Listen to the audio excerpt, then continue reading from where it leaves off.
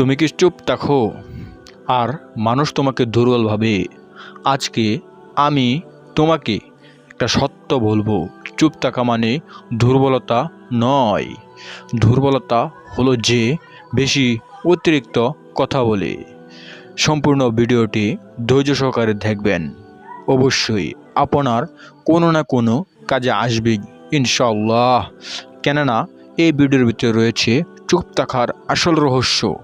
তাই দেরি না করে একটি লাইক দিয়ে দেখতে থাকুন সম্পূর্ণ ভিডিওটি।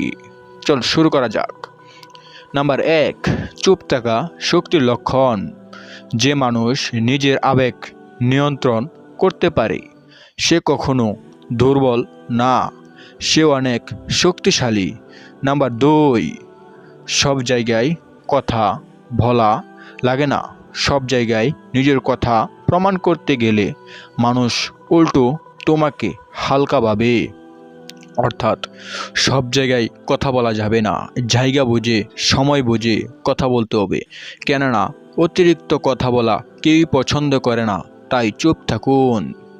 নাম্বার 3, কাজ দিয়ে প্রমাণ দাও। কথা কম কাজ বেশি, এটাই সফল মানুষের স্টাইল।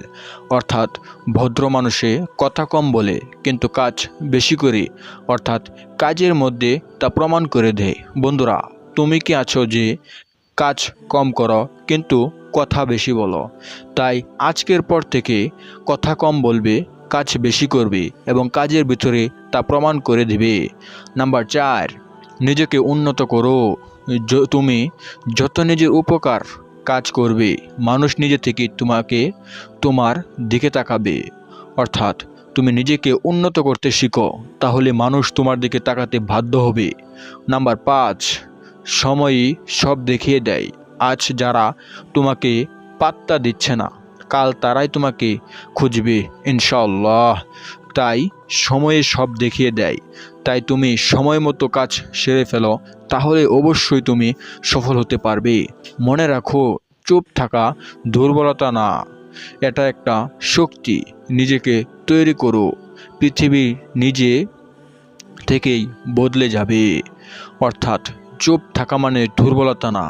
বন্ধুরা, তোমরা তো বুঝতেই পেরেছো যে চুপ থাকা মানে দুর্বলতা না।